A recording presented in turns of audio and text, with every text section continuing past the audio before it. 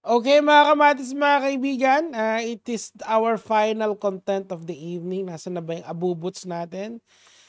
Brought to you by Chooks to Go. Dito sponsored post. Ngayon, kung hindi nyo nakikilala si Attorney Mark Tolentino, siya yung isa sa mga nag-host siya sa SMNI, and of course, legal counsel siya ni Kebuloy, the man of the hour, mga kamatis, mga kaibigan. So, ano bang nangyari dito? Sabi niya dito, boycott natin ang Jokes to Go. Oh, wow. Bakit naman? Bakit naman namin i-boycott ang Jokes to Go? This is an irresponsible and unethical advertisement and considered as a cybercrime. Pero that is, yung ganyan is not for you to decide, right? Ang magde-decide niyan ultimately is yung ating mga korte. It is in his opinion that it is a crime. Of course, si Sir Mark Attorney Mark naman ay isang learned individual. He is a lawyer. So mas mag-hold yung kanyang um, yung kanya may mas substance yung kanyang opinion in terms of legal matter, and I agree with him. It could be possibly a cybercrime if proven in court. Pero as far as I can tell kasi, I would argue, mga kamatis, mga kaibigan, na si Kebuloy ay isa pong... Actually, hindi mo nga alam kung si Kebuloy ito eh. Kasi etong ganyang get up is very general. Anyone can dress up like that. Hindi naman automatically na pag nag-dress up ka ng ganyan, ay si Kebuloy ka na. Although, admittedly, ganyan yung pormahan ni Kebuloy. So, meron kasing jurisprudence in relation to ano ba yon yung nakasulat doon, miski hindi mo pangalanan ng isang tao, pero if people can connect the dots, pwede yon as identifiable pa rin siya. But then again, is the post even malicious to begin with? So, yun dapat yung isa kasing basis ng when you are when you are a public figure tapos gumawa ka ng ganito, and then ang isang ipoprove dapat ng prosecution is yung malice. Is there malice to the post or is it a satire? Okay, Chooks to Go. Sumusuko sa sarap. Ay! So anong sabi ni Attorney Mark? Boycott natin ang Chooks to Go. So kailangan kung nangyari kung talagang mangyayari yan, ibig sabihin pababa yung sales ng Chooks to Go. Kasi maboycott eh. Apologize or face a suit. Okay? So, sorry guys inuubo talaga ako eh. Silipin natin yung Chooks to Go. Okay? Chooks to Go. Ano bang ginawa ng Chooks to Go ngayon? Okay, wala silang post in relation dito. Tinanggal, actually meron sila data kay Benji Paras eh. Tingnan natin kung mag-o-official apology sila. Kasi wala silang rito eh. Walang nakasulat dito eh. Walang yan, kulit dito. Ngayon, ni-repost ni Attorney Mark to, karapatan niya na niya naman yan, tungkulin niya as legal counsel ni Kebuloy. Hindi ko siya masisisi. Pero, I don't think I can boycott Chooks to Go. Kasi yan lang yung manok na pwedeng walang sarsa. Ang sarap. Ang sarap niya. I agree. Sumusuko yung aking senses sa kasarapan ng Chooks to Go. Ayan, di ba? Nokma. Ayan. So, tingnan natin yung mga comments. Dahil yung mga comments ang nagdala nito eh. Sabi nila itago natin sa pangalang Nico David. Well, that's me. That's me. So, sabi ko ganun. Attorney, question lang po. Isang element po ng libel for this matter, cyber libel, since it was posted online, is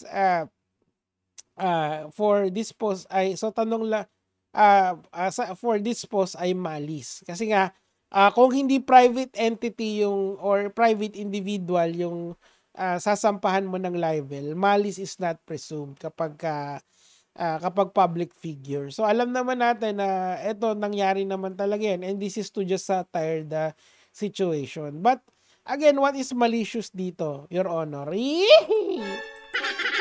Okay, so, ang sabi ng Nico Dadwig, so, ang tanong ko po ay ganito. Is the post malicious or delicious? Hey! Hey! Hey! Hey! Hey! Hey! Hey! Hey! Hey! Okay, ay, sabi nyo, syempre sumigunda kayo katulad nito. Walang nga, delicious, syempre. I like it! I like it when you call it Señorita. O, tingnan natin. Mas delicious ka pa rin. Thank you. Thank you. Ayan. Napaka-delicioso. May pagka-delicioso. Ito, maganda to. May pagka-delicioso kasi yung post kaya nagreklamo. Tsaka involved ang extrajudicial eating. Nakakatawa lang no. Alam nyo, meron akong quote na paborito yung nakalimutan ko tuloy yung quote. Pero ang idea ng post na yon, pag sa'yo na nangyayari, pag ikaw ang gumagawa ng isang bagay, speaking of extrajudicial killing, hindi ito related dito sa post na to. Pag ikaw ang gumagawa ng isang bagay, it's justice. Pero pag ginagawa na sa'yo, yung ginagawa mo sa ibang tao, it's injustice. Gets nyo? So, alam mo yun, it's only justice when it favors you. Pero it's injustice kapag it doesn't favor you. So, mga kamatis, not related to dito sa post na to yung sinabi ko citation na yun. I'm just saying sa inyo that in the world of fairness and equality, we have a misconstrued idea of what is fair in our world. Okay? Pero that's just being me, or that is just the philosophical side of me. Walang kinalaman yun sa post dito. Okay? Wala. Miski isa. Anyway, mga kamads, mga kaibigan, sabi ni Kiko Mates, wag kang umiyak, attorney. Hindi naman, trabaho niya kasi yan. Sabi ni Tiny Montana, meow, meow, meow, meow, ama ka na, attorney. Mukhang, sabi nito, mga friends ko to boycott mo, mama. Grabe na. Eto naman, ni-report pa. Roden naman, baka mga, chooks to go, lumabas din ang tunay mong kulay. Chooks to go, goodbye. O, eto. O, paalam po, Ma'am Alvira. Sa uulitin. Mamimiss namin kayo. Paalam! Paalam! Sarap kaya kahit walang sauce. Chooks to go. Ayan. Support nyo po. Baliwag lechon. Naglilipad sila sa...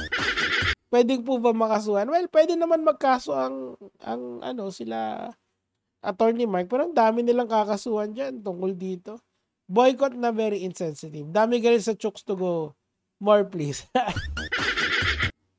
Sabi ni Enor Leo Galitas, it's been revealed that those who malign the name of the appointed will be judged. Wait for your time. Bumabalik si Kibuloy, no? I mean, possible naman yon. Pero basahin natin intensely. It has been revealed that those who will malign the name of the appointed will be judged. Wait for your time. Tapos may kulog na kulog. Kurog. Tapos darating si Duterte, naka-jet ski, no? Tapos tapos lalabas yung mga zombie sa bunker. According to them, wala daw bunker. Galing daw ng bundok. Okay, bumaba ng bundok. Parang si Kebuloy, di ba? Pero magtataka ka, ang lakas ng signal sa bundok, di ba? Kasi minsan nag-upload siya ng mga video sa sa YouTube niya Naalala niyo 'yon, yung mga recorded messages, di ba? Bakit sino po ang boycott? Dito ako nag-react na pwede pala yan Okay, chooks to go. Ano ba to? Thumbs down. Okay, opinion mo yan. Gusto nyo rin po ba ma-feel ang injustice?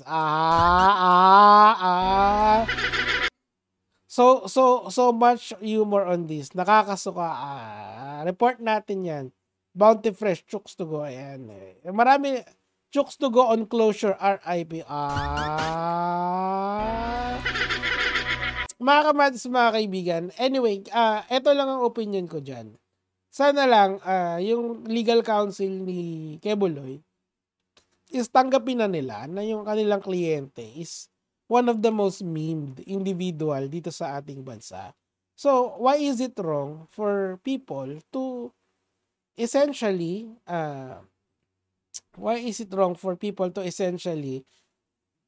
make sarcastic posts like this? Okay? What is malicious about this? Sumuko sa sarap. Hindi ba yan, hindi ba yan din yung narrative nyo ng mga vloggers nyo? Na sumuko si Quebuloy, hindi nahuli. O, di ba, this actually helps your case in a way. Di ba sinasabi nilang gano'n? Hindi po nahuli! Sumuko! Si Banat ba magsasalita habang nakasombrero tapos yung tatlong buhok niya sa ulo, galit na galit siya, nangingit niya. General Turi! Hindi sumuko! Hindi nyo nahuli si Quebuloy! Sumuko! Oh, di ba? Alam niyo, nagtataka talaga ako kung galing pala sa bundok, hindi ba dapat videohan nyo yung pagbaba niya ng bundok? I mean, meron siyang recorder ng boses. Wala bang, I assume na galing sa cellphone yon kung nire-record man lang niya or galing sa video yon. 'Di ba? That will dispel all the claims of the police. Pero look what's happening. Sumuko!